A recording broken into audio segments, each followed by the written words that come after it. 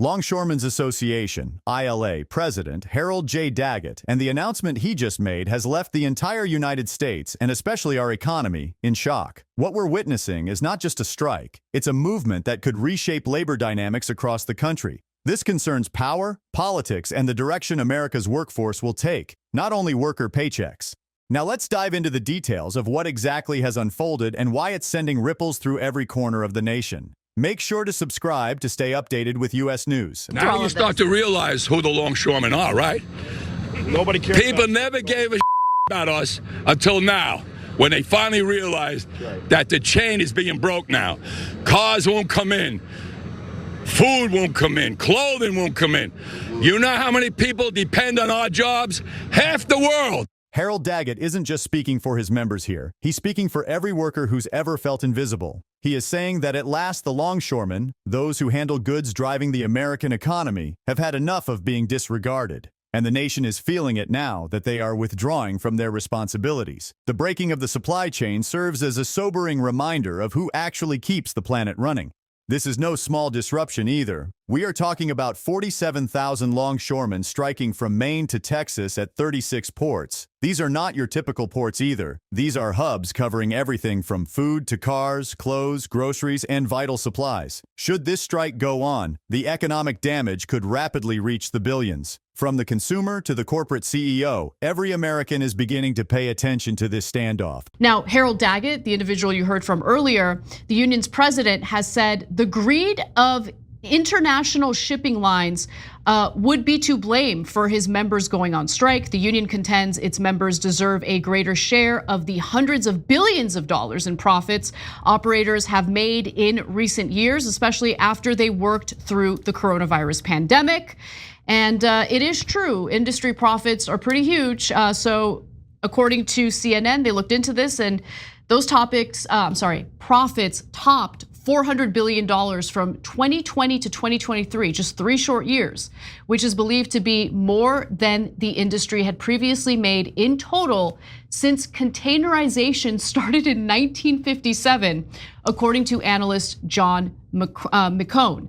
$400 billion in profits. This is not about a fading sector barely surviving. The longshoremen are just asking for their share. The shipping business is making record profits. This is what happens when those at the top are creating unthinkable wealth, while the people doing the heavy lifting are still scraping by.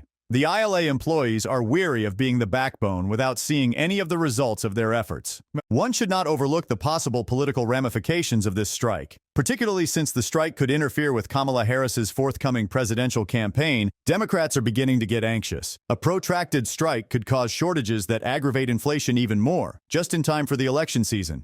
Here, though, things start to get interesting. Harold Daggett makes it abundantly clear that this strike is not going to stop easily. Daggett said his members would purposely do less work, meaning they could still wreck the supply chain even under a forced return if Congress or President Biden intervened and drove these workers back to their jobs. And by the way, even if Congress or Biden got involved and stopped the strike, the union president, Harold Daggett, stated that if they were forced back to work, his members would purposefully do less work, meaning they could still cripple the supply chain. I mean, this guy is not playing. Yeah.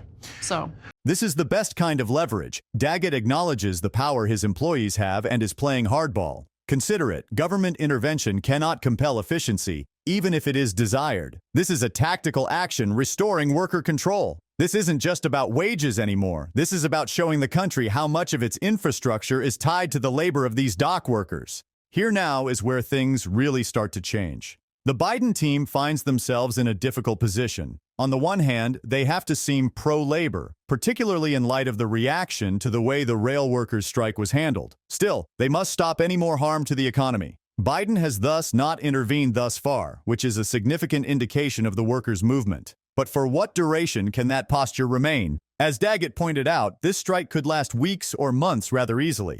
This is clearly a fight for respect and recognition rather than only a pay dispute. The longshoremen are eager to be seen for their vital contribution to the economy and are ready to act forcefully to make that happen. This strike could make everyone in the country reconsider how much we respect essential workers. With Harold J. Daggett and the Longshoremen strike, what we are seeing right now is not only a labor conflict, it reflects the much more general, simmering conflict between employees and corporate power that has existed for decades. The Longshoremen are demanding respect, acknowledgement, and a fair portion of the riches their labor helps create, as well as better pay.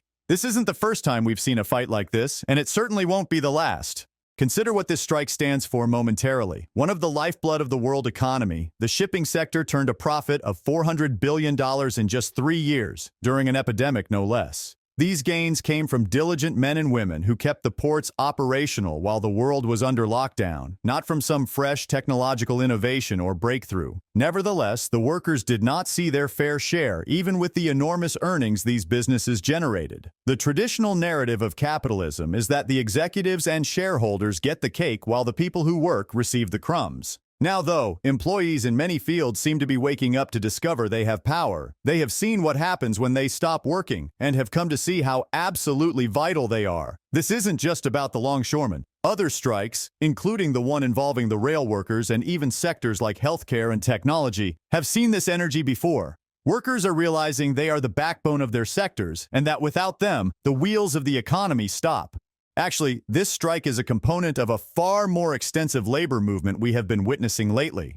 From the Amazon employees planning in Alabama to the teacher strikes around the nation, employees in all fields are beginning to challenge corporate avarice. Above all, they are seeking respect. They also want better pay and working conditions. Workers seem almost to be at last realizing that without them, there is no economy. There is no society as we know it without the work required to move goods, educate children, create infrastructure, or offer health care. The longshoremen's action has significant ramifications for the rest of the labor movement. Should they be able to effectively negotiate better pay and stop automation from eliminating their employment, other unions would be empowered to demand similar things. And that is exactly what truly worries the politicians and companies that back them. This walkout could set a standard by demonstrating to workers all around that it is feasible to challenge corporate behemoths and come out ahead. On the other hand, that also holds true in reverse. Should this strike be defeated, or should the government step in to compel the longshoremen back to work without meeting their demands, it would send a frightening message to other workers. It could support the belief that the established powers of capital and government will always defeat a union, regardless of its strength or justification for its cause. And let's briefly discuss automation, since another important problem in this strike has not received enough attention. The longshoremen are defending their employment from being replaced by machines alongside advocating better pay. As automation keeps invading every sector, we will see more and more of this battle in the next years. We have to ask ourselves this. When robots replace workers' employment, what happens to them? Do they simply get thrown aside like outdated machinery, or do we as a society have obligations to care for them? The businesses are now advocating more automation since, over time, it will be less expensive for them. Robots are not paid for, thus they are not something you have to worry about strikes. But with regard to the employees, what? Are we really going to let a whole generation of people be driven out of their employment without thinking through what comes next? This strike is about the future of employment in a world becoming more and more automated. And this leads to more general societal consequences. Although the strike of the longshoremen seems to be a niche issue, just one labor conflict among many, it really reflects a much more fundamental issue in our society. While wages have stagnated, we have let corporate profits explode. While the rest of us fight to survive, we have let a small group of people hoard unearthly riches. This is about the sort of society we wish to live in, not only about the longshoremen. Do we want to live in a world whereby the few at the top get ever wealthier while the rest of us are left battling over leftovers? Alternatively, do we wish to live in a society in which the wealth the workers help to create is more fairly distributed and in which their essential work is valued? This strike addresses issues beyond supply chains and ports. It's about power, who owns it, who uses it, and how. Right now, the longshoremen are demonstrating to the world that workers have power and are not reluctant to apply it. Future labor in America may be shaped by what happens now for years to come. What then occurs? Will the government step in to stop more economic damage, or will the strike result in a breakthrough in workers' rights? Only time will determine. One thing is clear, though. Harold J. Daggett and the ILA have demonstrated to the nation just how important these laborers are, and they are not slowing down anytime soon. Thanks for watching, and as always, leave your thoughts in the comments below. What do you think about this strike? Is it justified, or are we headed for economic chaos? Don't forget to like, share, and subscribe for more updates on this and other breaking stories.